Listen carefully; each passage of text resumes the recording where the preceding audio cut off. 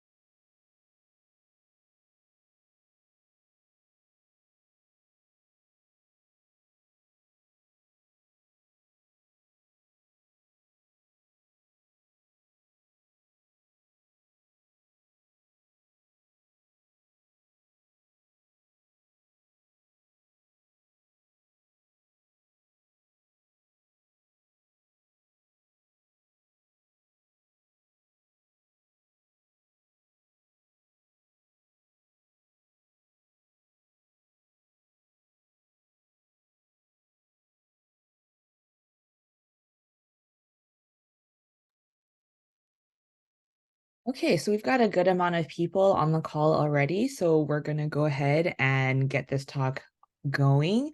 Mahalo everybody for joining us tonight. My name is Sarah Sugidono, and I'll be your MC for tonight's talk. This month we're joined by Duane Sparkman of Treecovery Hawaii.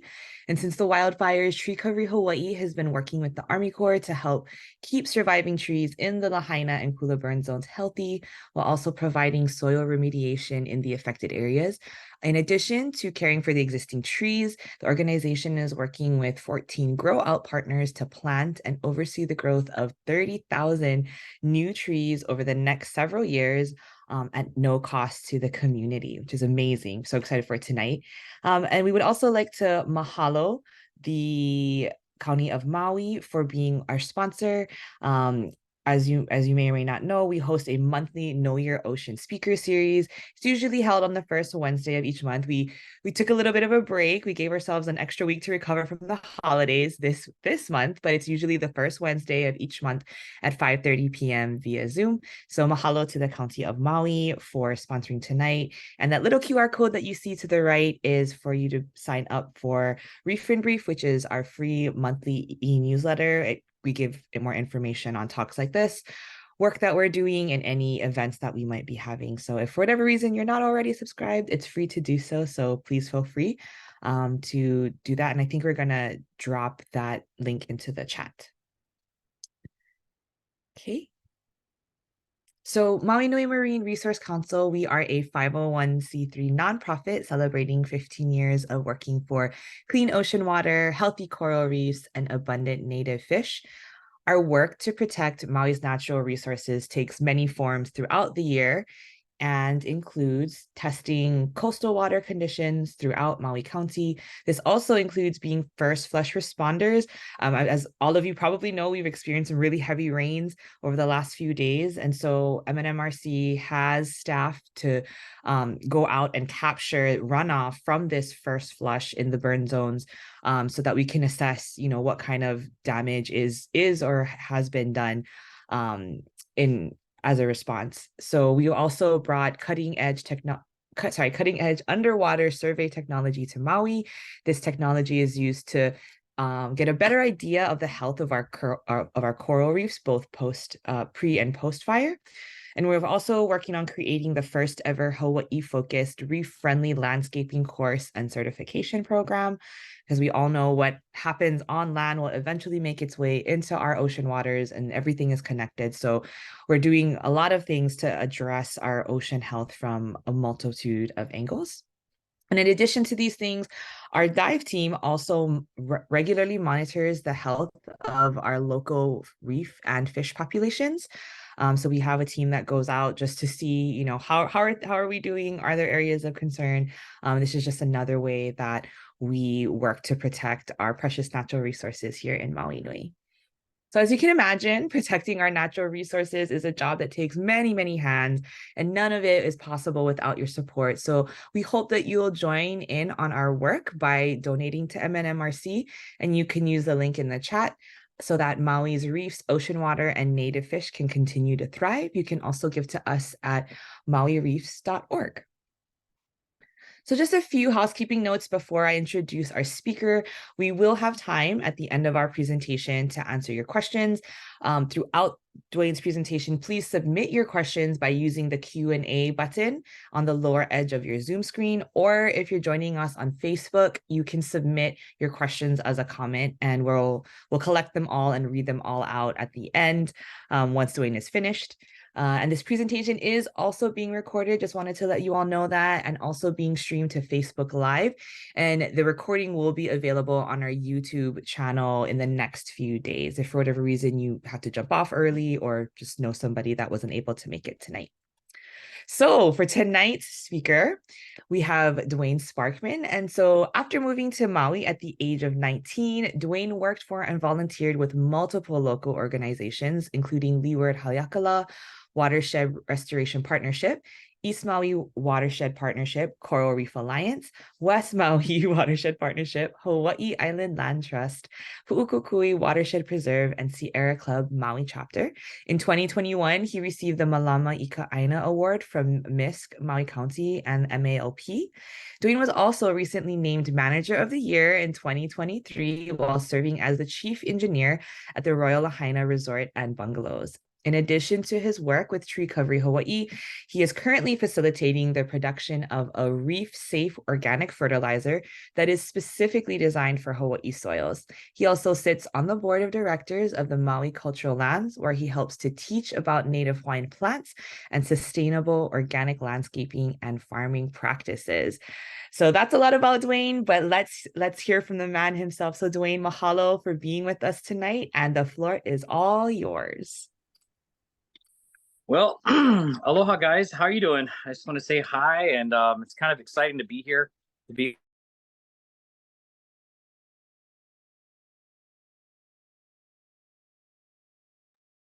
Oh, Duane, you're muted. How about that? Can you hear me now? Yes, awesome. perfect. So, very good. All right, sorry guys. So technical difficulties, but that's okay. We're not necessarily in person, but we are from a distance. So I just want to say mahalo for showing up. Thank you for tuning in. You know, we have some imagery today for, you know, what we've been doing, you know, with Treecovery in the areas that we've been working with. We have some updates of, you know, what's going on and who we're partnering with. And we have some exciting stuff just right on the horizon, you know, that we'll talk about later, you know, once we go through some stuff. So it's kind of exciting. Just want to give you guys a heads up as far as the banyan tree. We'll start with the banyan tree. It is doing good. It's still kind of questionable about how much will be removed of that tree. We are planning an Arbor Day, not necessarily like an Arbor Day giveaway, but an Arbor Day where we go in and trim that tree back with a handful of local arborists that have worked on that tree many, many times. So we want to make sure that we give them a chance to work on the tree and do justice to that tree, so that way we get it to thrive the best it can. You have to imagine that it's one of the largest living organisms down in an area that has very few living organisms left of that size. And the little twig borers and other borer beetles are already jumping in and breaking these things down. As you can see right here, we have an e-plant little device. It's called a cambium monitor. And what this thing does is it's screwed all the way into the hard wood of the tree, and a little plunger can detect how much the tree swells when it's moving its cambium up and down with its xylem and phloem. So the chart on the left-hand side is actually the tree's heartbeat from one of these monitors. And so you can see where it has a normal, regular heartbeat kind of elevating off to the right. And then you see that big spike. That is about a day after we watered it. That shows that we had water on it. And you can actually see, and the other information shows how much water it kind of detected and how much humidity and evapotranspiration it went through. So this technology is really interesting. There are 14 of these little sensors on the tree, and we can actually see which sections of the tree have really good xylem and phloem movement and what sections of the trees doesn't, you know. So it tells us where we have to cut and the areas we want to try to preserve. So it's kind of exciting. One other thing we just recently did to this tree is we put in air layers. If you don't know what an air layer is, that's where we actually go into the tree and we want to clone the live tree. And this is not by seed, because seed could be hybrid. We want to get exactly the DNA of this particular tree. So we go in and we remove a section of bark from a small branch. We dry that out. We remove as much cambium as possible. So that way this tree will start to produce roots up in the air. And that is actually wrapped up with some pre-soaked sphagnum moss and peat moss. And then we wrap that in another little plastic sack, cover that in foil, and we wait 2 to 3 months. We'll probably have to go every couple weeks and inject water into these little root balls, so we can make sure that these things stay moist and we can produce small banyan trees out of this.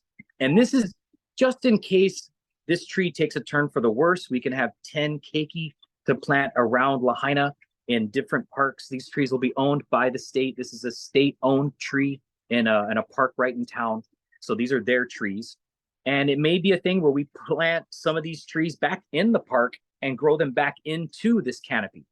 There's a couple different ways we can do that, but that's not up to me.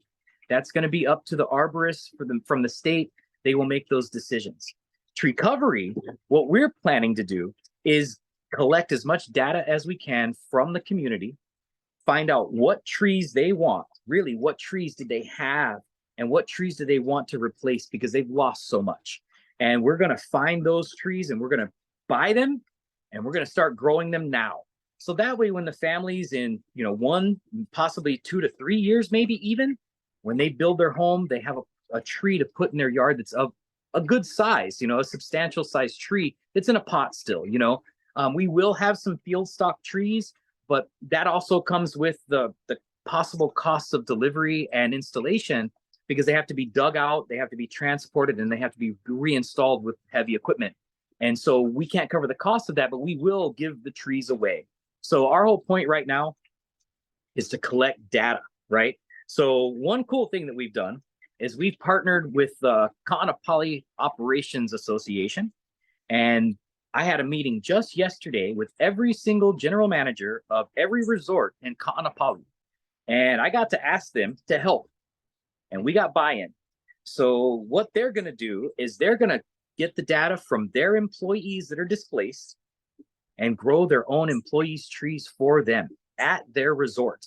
And the cool thing about it is we're going to set it up to where the employees can go visit their trees during the day. They can monitor their own trees throughout the time that they're there, and the duration that they have to wait. They can see their trees. And for me, I know that is going to build a very loyal employee base. When they see this large corporation, actually, doing something for the shade of their home and the sustenance, possibly fruit trees, so food, right? And then just to say that I care, and show them that we can put together this program and grow trees for you. And so they've bought in. And so Ka'anapali is going to help us out a whole bunch. Met with the Weston Maui today. So the Weston Maui is going to put them in their little greenhouse area. The Ka'anapali, what is it called? It's called the Maui. Oh my gosh, I'm totally drawing a blank here. That's okay. The Marriott Ocean Club. Those guys. This guy, Bill Countryman, he's joined our Treecovery team. That guy's amazing. Okay. Just want to give you a heads up. Bill, his house did not burn. He lives down by Baby Beach, but all the houses around him did. And unfortunately, he's losing 5 very large coconut trees because the canopy burned in the coconut trees, and they're going to have to come down. But we're going to supply him trees. And we're here to supply trees that burned. So even if your property did not burn, but you lost trees on your property, Treecovery will help you replace those trees. Now, they're not going to be giant trees, okay? Especially if we're doing fruit trees, right? Because the fruit trees are very hard to transplant at a large size. Plus, you have to think there's not a lot of them out there that are available. And that was really my big concern when it came to the beginning this Treecovery thing. I know in the industry that we may not have enough trees of the right varieties when it comes time to replant Lahaina and when it comes time to replant in Kula. And so there's going to be kind of some, Black Friday fights over what's happening as far as what trees are available. So we want to make sure that these trees are available. And so the data is going to be important. People are asking for specific varieties of fruit trees. So now it's on us to go find the mother trees and collect the scion and get the grafting guys to start grafting them to seed stock so we can put the address and name on this tree and say, this is going to this person's home. And that's the thing, is every single tree will have a name and address. We're also going to go as far as vetting these people to make sure that we don't have any, fraudulent trees, right? We don't want to be giving away trees to just anybody, right? We want to make sure that we're helping the community in the right way. So I've already done a lot of property inspections, plus some of our arborists that are on Treecovery were part of the Dawson team who went in and put all the blue dots on the trees and looked at every single tree throughout Lahaina and in Kula.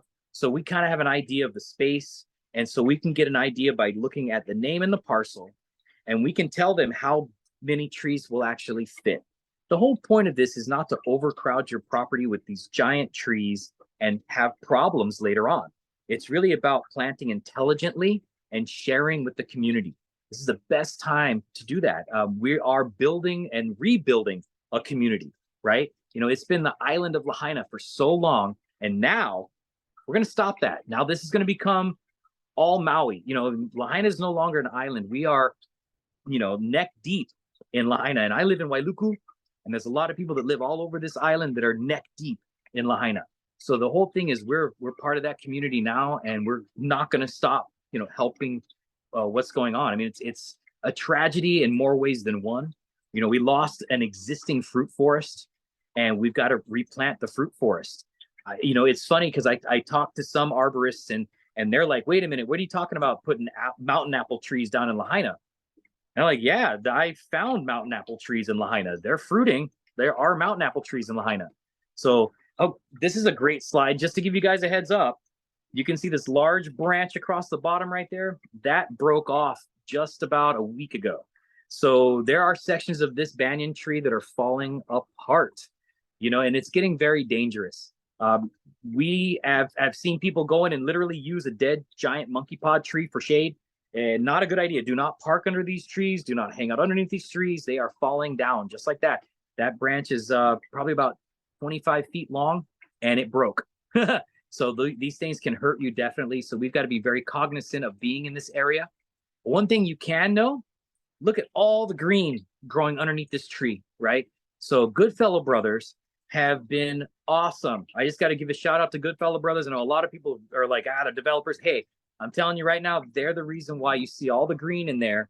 And they're the reason why you're seeing a whole lot of green on that banyan tree, because they're putting 4,000 gallons a day on that tree. And they don't put it on the ground. They shoot it up and let it rain down onto the tree as if it's getting a rain every single day. And it needs it, because this will help the little aerial roots come back down and start to get down to the ground again. Because right now, all the aerial roots they're completely desiccated. There's no more moisture in any of the aerial roots. So it's having a hard time just pulling moisture from the existing air. But I will tell you this, what's crazy is I've been in this area during the hardest rains, and it doesn't rain much down in this space. And it has to do with the fact that there's no more evapotranspiration of giant trees anymore that's releasing moisture into the canopy. Even though these storms are coming by, these areas are not getting a lot of rain. It's pretty crazy because the forest is gone. The Lahaina forest is gone, and we have to put Mala'ulu Olele back. So, if you don't mind showing the ulu tree at Waiola that has all the keiki around it, that particular tree is, oh my gosh, it probably has 40 to 50 keiki around it, and that thing's amazing. So we're going and looking at every single ulu tree. We're making sure that the ulu trees are getting water, because we're finding ulu trees.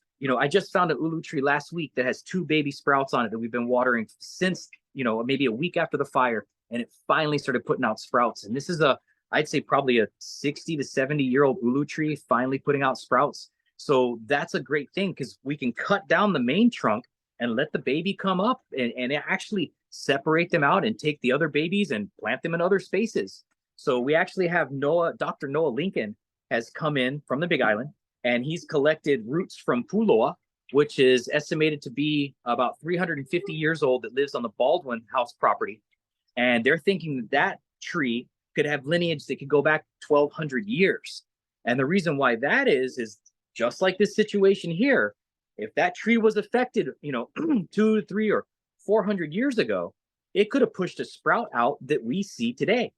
So it's kind of neat to think that that tree could be up to 1,200 years old, living right there at the Baldwin House. So roots have been extracted from the ground, and I believe there's 40 keiki of that tree growing on the Big Island right now in a lab that will be brought back and planted in Lahaina town. So it's really exciting seeing that happen. But we also had him go collect from the Waiola Church. So he's collected quite a few from that, and we're going to see how many we can get out of that tree.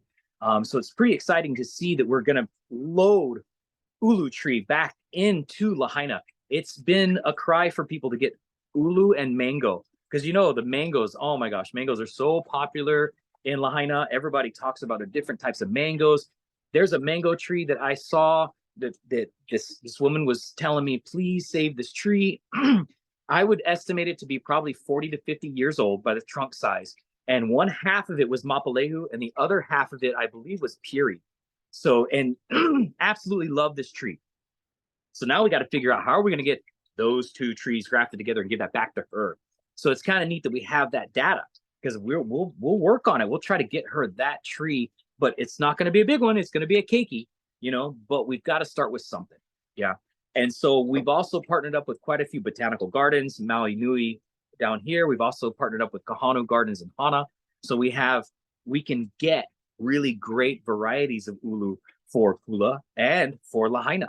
So it's kind of exciting to have access to really great seed stock and tree stock. So taking it another level, we went to Merwin Conservancy, and they're helping us. So they're going to start working on grabbing us the true glabrata lolu seed stock and try to grow only glabra, the species that belongs in West Maui. So it's kind of exciting to get a lolu palm that's really a West Maui lolu palm growing in Lahaina. So we're going to get seed stock from that and begin that process of reforesting with lolu. Have a lot of requests for lolu palms to be put back in people's yards. So it's really exciting. The native factor. I mean, we're envisioning as arborists, and we've had kind of a consensus between the state arborists and all the other arborists we've talked to, and even kind of the general public as the arborists have talked to everybody, that the stretch along the ocean needs to be a native forest, right? With a few dapples of some really interesting trees that have survived the fire, but then mainly natives, all in the lower sections along the ocean. And as we transition Mauka, we transition into a beautiful fruit forest. And then at that point, if we go up above the areas up above the town, we start to transition back into the native forests of Iliaki, and we go into more Kauai, and we get more natives even above town. So that way they kind of have some hardwoods and stuff up there that can maybe slow down some of the fires. I will tell you that in some situations, just like I'll say this photograph right here, if you look straight through this photograph, you can see the restroom in the background. You can see the restroom right there. That thing did not burn down because of this tree. So you got to think this perspective directly behind us, in this perspective is where the fire was coming from. And the direction of the fire was coming from behind us toward that area. That tree right there put that fire out before it reached that set of restrooms that had a woman inside of it, and she survived. So there's cases where that banyan tree right there saved a woman's life. So trees do save homes. We've seen banana trees. We've seen lots that have mangoes inside of it and other citrus inside of it that have stopped fires before it's gotten to the home. We've seen strands of bamboo in Lahaina town that stopped fires before it got to a home. So, it's going to be a bit of a smart planting. Starting to think about, let's put bananas on the windward side of the house because they hold a lot of moisture and they can snuff out fires, right? And then look at how we can build our canopy properly so we can have enough shade, so we can have a moisture level that will actually put out embers as the embers come through. Because we found that it's the houses, right? So the close proximity of the house to the tree is what's causing the tree to die. It's not the close proximity of the tree burning that's burning the house. It's the exact opposite. Okay.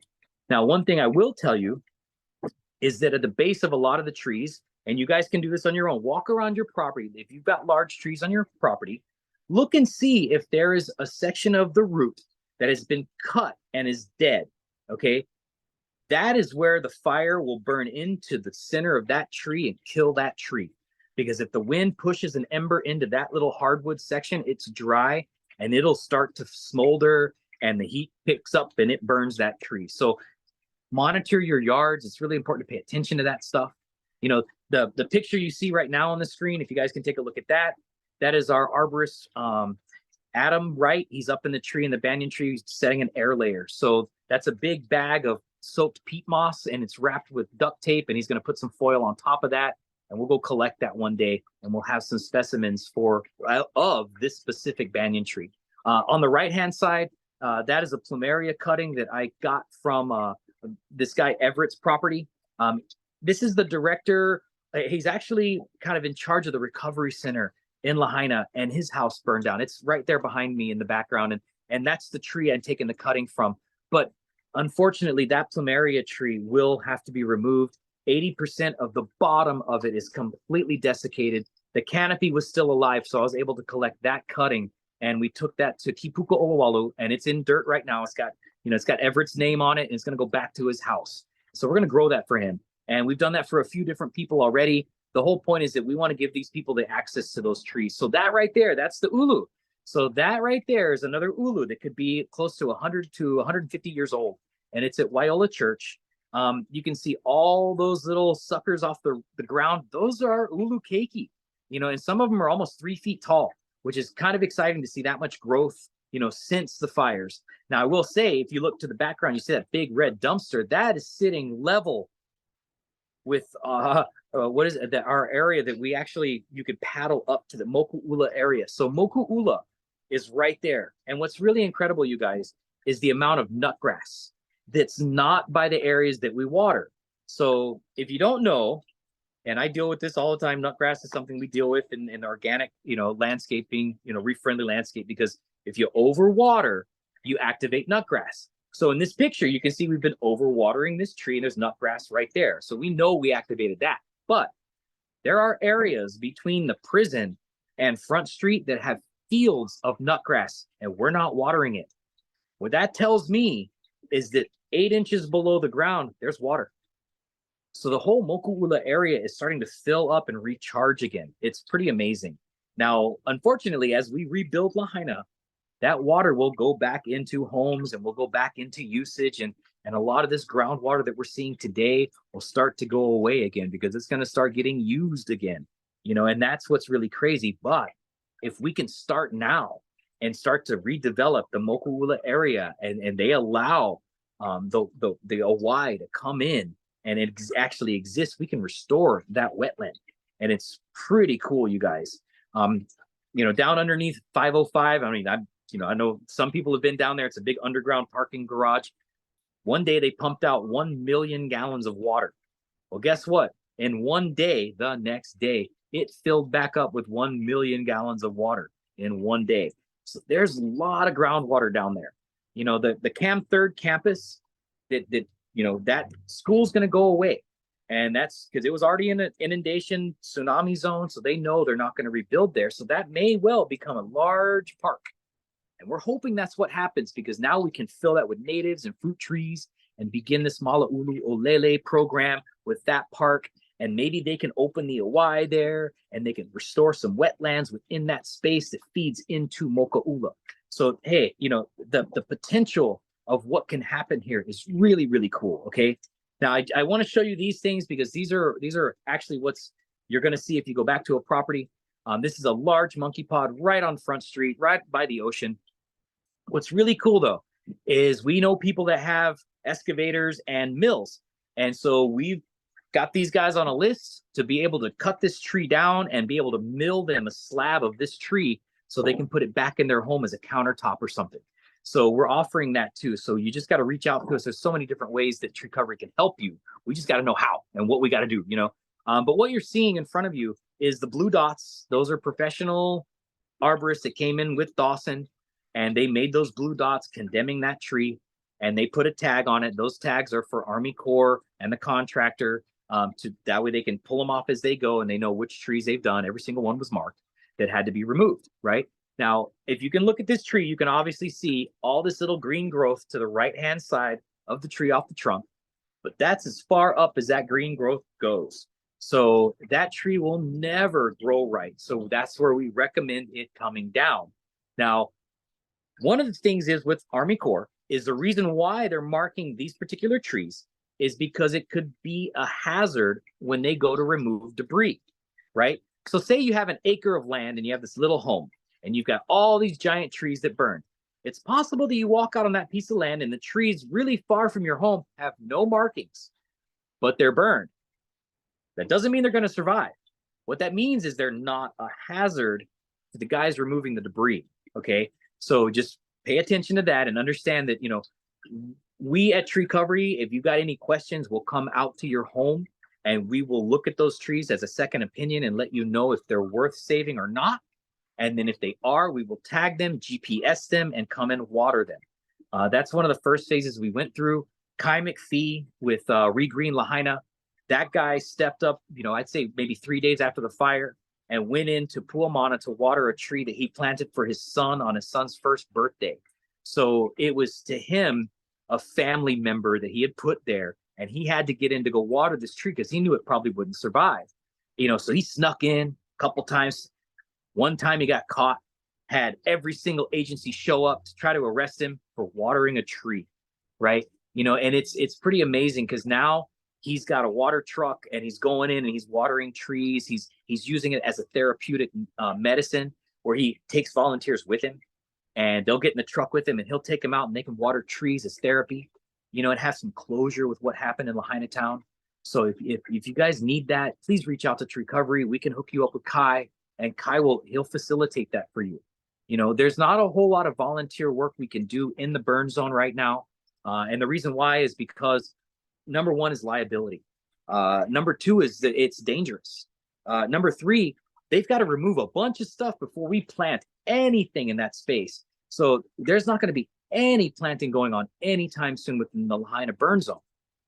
What I will tell you, though, is what's really cool is I'm going to go up and look at 5 properties on Friday up in Kula that have already been cleared, mulched, and we're going to discuss the reforestation plan and the plantings of the Kula properties. So what's kind of neat is we may be able to plant some trees in the next 3 to 4 months right in Kula. So we're going to need volunteers to do that. So we'll be reaching out to everybody to do that. So like in this photograph here, you can see, you know, the proximity of the property. You can see how close it is to the walls. This is right in somebody's backyard. Unfortunately, you can see all the char on the one side. It's all blacked out, you know, and there's more of that than other stuff. And it's really kind of scary. So lost all of those things. And so I'm super bummed about how many we lost. We're estimating 25,000 trees were burned in the Lahaina town. That right there is the Cook Island pine that's a good 70 feet tall. And unfortunately, it will come down. You can actually see the pink right next to that little blue arch. That's sap. That big ball of pink is actual sap that extruded from the tree down at the bottom that didn't burn. The fire came through so fast, you guys, that some trees were burned so fast that they extruded all of their sap. And then that sap crystallized and turned to char because it happened instantly. And it was so hot. And they didn't stand a chance. There's neighborhoods that have 98% loss of trees. And the only thing we're seeing coming back is kolomongai, bananas, and noni. One property I went to had a whole field of eggplant that was all beautiful, had fruit on it and everything. It was pretty amazing. I wouldn't eat it. You know, I'd be kind of scared about contamination. So another thing we're also recommending is in the burn zones, if you do have surviving fruit trees, bananas and everything, don't eat them for at least another year and a half. Let them go through, let them cycle out a lot of these toxins that are in the soil, you know, and right now banana bunchy top virus is a plague within a lot of these neighborhoods in Lahaina town. So we've already informed MISC, and we're hoping that we can actually just with Army Corps allow them to remove the bunches of banana bunchy top that are infected and get all those bananas out of there. The sooner the better. And when we do find it, we tell the homeowner that it's there, and we recommend them going in and covering it with a tarp at least trying to cover it so the aphids don't spread it. It's really, really bad. The aphids can spread it within 3 hours. They can take it from one banana and put it right onto another banana. And that's the last thing we need is a whole bunch of banana bunchy top, ripping through Lahaina town after and destroying all of our banana fruit trees. So we've got to pay attention to that. So there's a lot of things that we've got to pay attention to. And, the biggest picture here is that we've got to put a fruit forest back. It's not only for shade, it's fire protection. It's also fruit sustainability, food. Oh my gosh, you guys, we need to grow food. I see this as something that we can eventually have little small hubs in each neighborhood, right? And each neighborhood has a fruit stand, and they all bring the fruit stand, and every weekend people can go to different neighborhoods and get different types of fruits in Lahaina town, and they can barter between neighbors, and, you got this, I got that, we'll trade. And they can begin that process, because right now everybody's getting to know each other on like a real like close level. We're living in hotels together. You know what I mean? Can't get any closer than that. Yeah.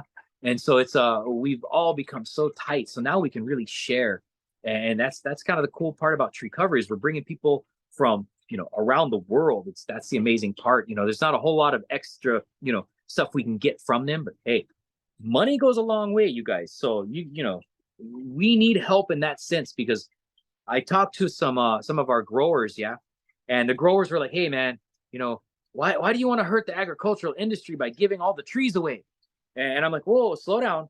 We're gonna buy trees from you guys. We're just gonna grow them, and then we're gonna give them to the people. So regardless, we're buying trees, right? We're not gonna unsupport an industry. We're gonna make sure the industry is still supported, but we want to make sure we get the right trees. This is a community-driven project, to where we give back the community what they're asking for. Yeah.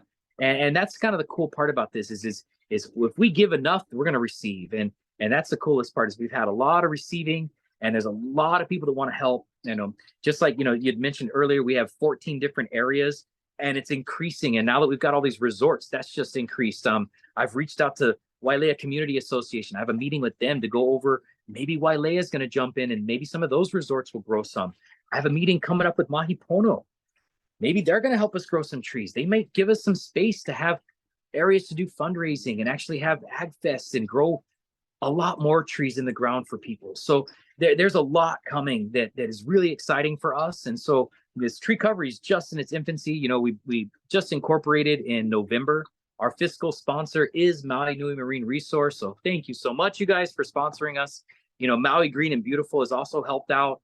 I have this whole list of partners right here that we've partnered with: Sheraton, the Marriott Vacation Ocean Club, the Kaanapali Owners Operation, Sustain, this organic fertilizer company, big company, has stepped up and is going to donate a large amount of reef-friendly land, like it's all turkey compost that's pelletized, and it's water insoluble nitrogen, and they're going to donate that to us. And so for me, that's huge, because fertilizer is one of the things that keeps stuff alive. And that's one of the biggest costs is fertilizer in pots, amazingly. And so if we can get the fertilizer donated, that's huge for us. So Sustain has stepped up, and they're going to be donating a bunch of fertilizer to the program. I'm working on trying to get, soil sponsors. That's a big one, right? We want to make sure that we get uncontaminated, clean potting soil, so that way we can give it to all of these hubs, and they have quality soil to start these trees and grow these trees with. Because we do expect it to look like start with a 3-gallon, get that into a 7, 8 to 9 months later, as that thing starts to root up really good, maybe that thing goes into a 15, or maybe it goes right to a 25. But we've got to get these into 25-gallon pots eventually, and that's where these grow hubs are critical. Then we're going to have our quality control individuals going to each and every hub, looking at the trees, making sure they're doing good, making sure that they're inventoried. We're paying attention to our counts, making sure these families are going to get what they need. We've got a lot of backyard growers that have said, "Hey, throw some in my backyard. I'll grow them out for a family." So we're going to have a Hanai situation now, where you're going to get a family's name, and you're going to get a handful of trees and you're going to grow those for the duration for a specific family, you know. And then the coolest part is I'm going to give you their number and you can call them. You guys can chat, you guys can have lunch, you guys can discuss if you want to go visit each other, become more of an ohana. So that way now we've not isolated Lahaina. Now we're part of Lahaina in this grow out, you know. And even same thing with Kula, you know, have trees hide in people's yards so we have plenty of trees to go back in Kula. You know, once tree covery gets going, we know that the small natural disasters aren't going to, you know, stop. We're going to have floods. We're going to have more fires. We're going to have more issues. And Treecovery is a program to help assist replanting these spaces and bringing people together in the masses. And Lāhainā, our core is Lāhainā. The only way we can do this is with a tree of hands. And without that support, there's no way to make that happen. So this is where I call in all my favors of living on Maui for so long and being, yes, I'll do that for you. Yeah, I got you, no problem. Now I'm calling in the favors where we got to, you know, step up and help these people that have lost so much. You know, they are an extremely resilient community, you know, and so I want to make sure that we put the tools in their hands to make it successful. And one of the big things in Hawaii, tools come from trees. You know, they come from stones, right? It comes from the aina, the whole process of what we are. Yeah. So if we can make that area good and beautiful, that area can support us throughout all of Maui, you know, and it's not that far. It's just, it's a little, you know, skip across the poly and we're right there, you know, so it's kind of exciting. Yeah. So I just want to say thank you for listening to me. I hope I didn't go too far. You know, if you guys got any questions, you know, throw down some questions. I'd like to answer some questions for you guys. If you got any, I'm here to help. You know, anything you guys need, let me know. Thank you so much, Duane. I know that was a lot to take in, a lot of exciting things happening, and I'm sure, you know, much more to come. I do have a few questions. Okay. Actually, perfect timing. Okay, so the first question that we have is what is the scion? That you mentioned this early on in your talk. Can you elaborate a little bit more on that? Okay, so that's a car. I'm just kidding. Actually, it is a car. It's called a scion. No, no, no. On all honesty, a scion is a specific cutting from a tree, right? And so when you collect trees to graft, you're collecting a scion.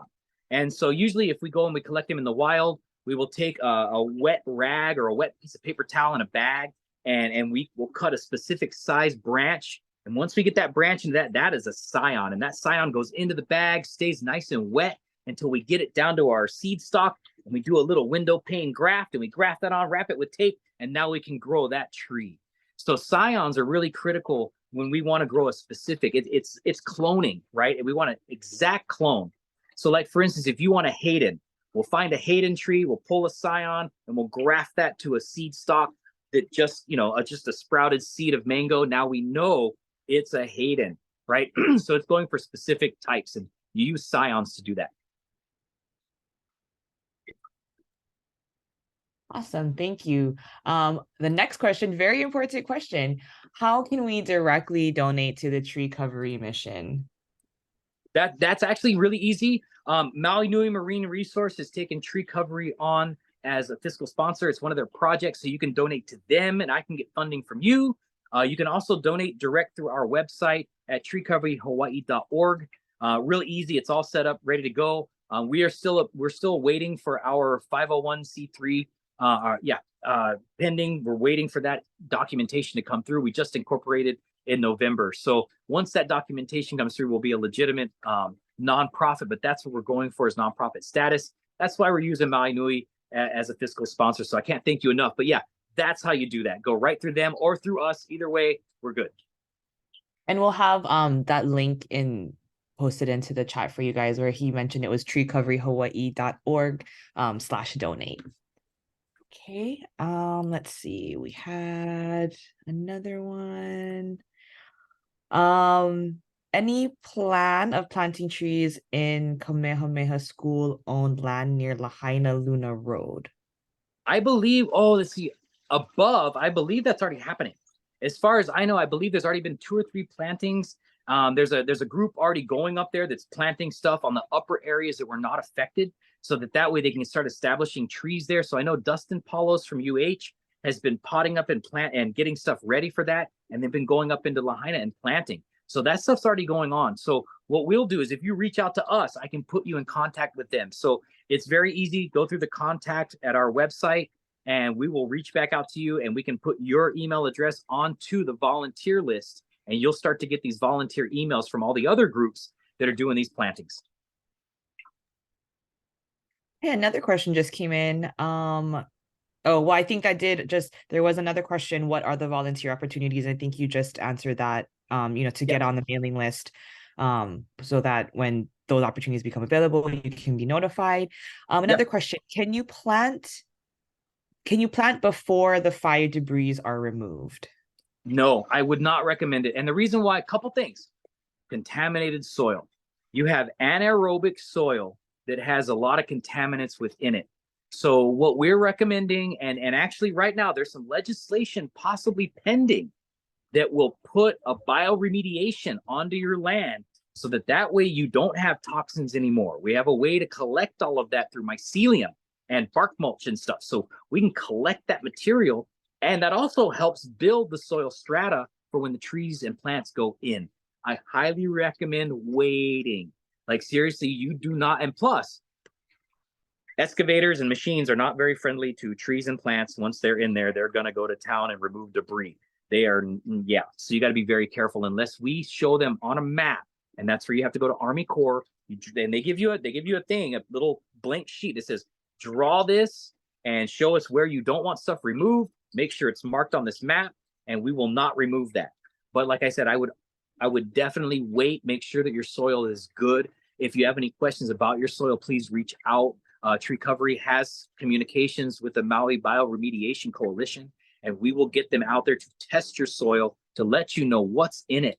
So please ask the questions. Please, you got to know what's good before you go and put a tree in the ground.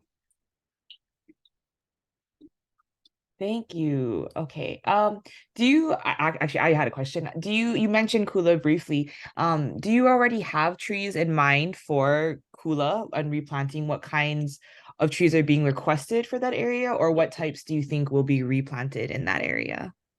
Amazingly, the big request right now is native forests that fit that elevation. So you're looking at koa, ohia, there's tetraplasandras that can go in there. They're polyscias. There's a number. Ohe, they're called ohe. So there's a number of different species that can go in there that would do really, really well in the Kula area. I am highly recommending ohe. It's called Polyscias hawaiiensis. Or actually Hawaiiana. That species right there can grow up to 75 feet and wind does not bother it. It's amazing. It's a beautiful giant tree and it's in the ginseng family, right? Gorgeous native trees. So I'm recommending that's to go in, right? So we're going to meet with 5 properties for the first time on Friday, right? And we're going to go through and discuss with them what exactly they want. We'll get with the native nurseries to get those trees, ready for them and start doing planting. So it's kind of exciting, but we do understand as the botanists for this area what belongs in the Kula elevations and in those spaces, so we can recommend the better trees for that area. And the same thing with Lāhainā. We know exactly what's going to grow best along the coastline for natives. So that's the thing is we have a number of really well-trained individuals and highly intelligent individuals that have that information, and we're here to help. Awesome. One last question. You mentioned pests like aphids. How serious of a problem could they pose to the replanting and regrowing healthy tree process? Any predator is going to be a problem, right? And so that's where I'm telling folks, let's get the soil alive. If we do not get the soil strata right, that's where the aphids come in. So aphids are attracted, most bugs are attracted by these things called exudates. And exudates only happen when the tree is suffering, okay? So those things come in, it's like when the tree has exudates, it's like a neon sign that says, hey, bugs, come eat me. Break me down, turn me into mulch ASAP. And the bugs are like, dude, that's exactly my job. I'm on my way, right? So if the soil is bad, the trees will start to put off exudates. What we want to have is good soil strata first, then plant the trees so that way those trees don't have conditions and don't have these problems that will bring the predators in, right? That's key. And so that's where I'm telling folks, we've got to heal the soil. We have to heal the soil. Thank you. Okay, so that looks like oh, wait, one last one.